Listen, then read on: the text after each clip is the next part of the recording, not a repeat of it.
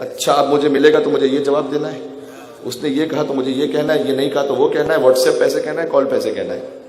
یہ فیملیز میں بھی اس طرح سے ہوتا ہے اور تعلقات میں بھی. ہم 10 سیکنڈ کے کسی کے معاملے کے چکر میں کہ جو رفع دفع ہو جائے، اللہ اس کی ہدایت کرے، بات کی بات ختم ہو جائے، اپنے ہزاروں سیکنڈز برباد کرتے ہیں جو کہ ایک صلوات سے کام حل ہو سکتا تھا. یہ تجربہ کی بات بتا رہا ہوں. غصہ آئے صلوات بھیجے، اور زیادہ غصہ آ رہا ہے تو زور سے صلوات بھیجے. میں صحیح کہہ رہا ہوں؟ یا اللہ،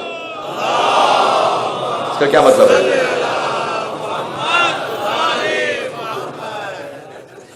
اب صلوات کا تو کوئی غلط موقع تو نہیں ہوتا. اچھا بھائی میں ختم کر رہا ہوں مجلس، بہت غصہ آ رہا ہے تو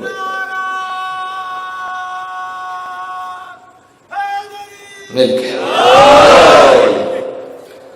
تو بات یہ کہ ذرا غور تو کریں کہ علی کا طریقہ کیا تھا. مالک اشتر سے ہم نے نہیں سیکھا کہ جب کسی نے تلخ کلامی کی مالک اشتر کے ساتھ، کمانڈر ان چیف ہیں، آگے گئے، اب اسے تو پتہ ہی نہیں تھا کہ مالک اشتر کون ہے، غلط باتیں کر دی مالک اشتر چلے گئے نظر انداز کر کے. کسی نے بعد میں بتایا کہ یہ جس کے ساتھ تم نے بدتمیزی کی ہے نا، یہ علی کی فوج کا کمانڈر ان چیف ہے. اس کے تو ہاتھ پیر بھول گئے، پتہ نہیں کیا ہو جائے گا. فوراً پیچھے پیچھے بھاگا، دیکھا مالک اشتر مسجد میں نماز پڑھ رہے.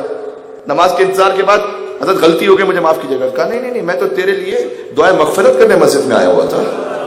سبحان اللہ، یہ ہے علی ابن ابی طالب کا کردار. سبحان اللہ. ان کے چاہنے والوں، تیرے لیے میں دعا کرنے. شجاعت کا مطلب یہ نہیں ہے کہ ہر جگہ غصے میں انسان چیخ پڑے. مالک اشتر سے بڑھ کے کون شجاع ہو سکتا ہے؟